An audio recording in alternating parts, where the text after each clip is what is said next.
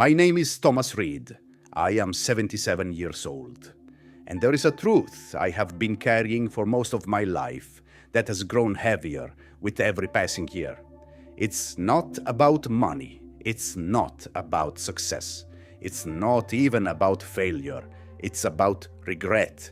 Because if I could rewind time, if I could undo even one choice, I wouldn't go back to fix a bad deal or a missed opportunity.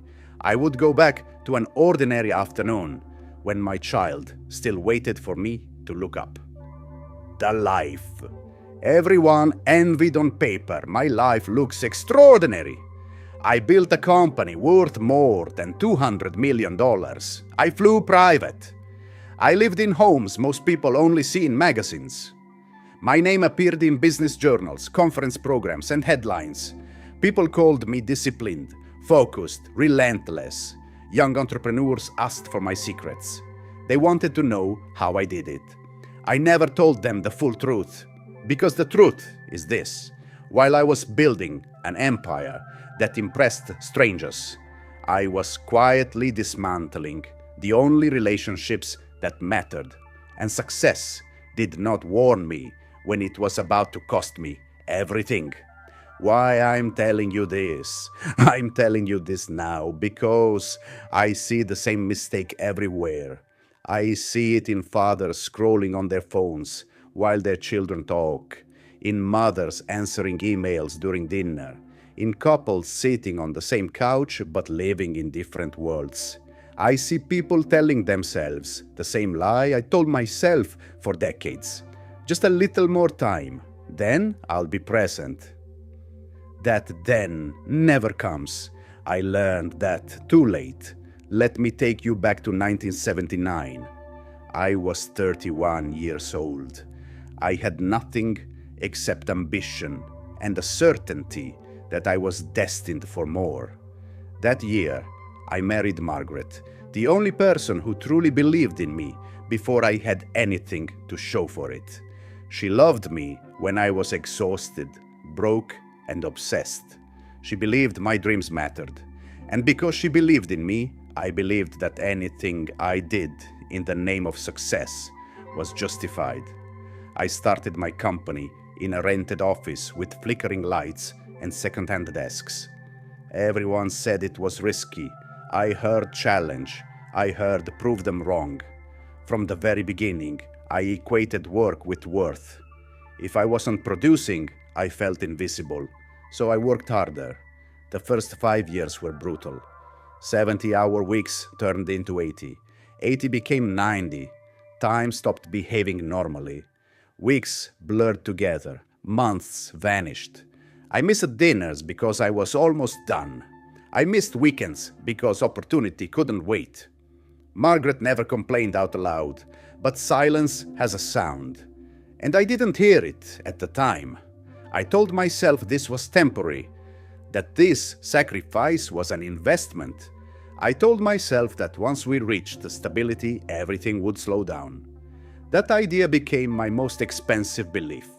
In 1985, our child Daniel was born. The night Margaret went into labor, I was in the middle of a negotiation. My phone vibrated. I looked at it. I told myself I would step out in a minute. That minute became 2 hours. By the time I arrived at the hospital, Daniel was already in her arms. I missed his first cry. I stood there, pretending it didn't matter. I told myself, there will be thousands of moments. I didn't understand that moments don't pile up like money. They vanish if you don't show up. I loved my child. Of that, I'm certain. But love without presence is abstract. Daniel learned to walk while I was in another city. He learned to talk while I was on another call. I knew facts about him, but not feelings. I knew what grade he was in, not what scared him, not what excited him. I attended events in suits instead of school plays. I convinced myself that providing was the same as parenting. It wasn't. There is one scene I replay more than any other. Daniel was 9 years old. It was a Saturday. I was working from home, surrounded by papers and urgency. He walked in holding a notebook. "Dad," he said, "can I show you something?" I didn't look up. I raised one finger. "Just a second." That second stretched. He stood there quietly. Then he left. Later that night, I found a notebook on my desk. Inside was a short story he had written about a boy whose father was always too busy to talk. It ended with the line, "He stopped asking." That line still lives in my chest. By the time Daniel turned 12, my company was thriving. We moved into a large house, more rooms, more distance. Margaret had her own routines. She stopped waiting for me to come home.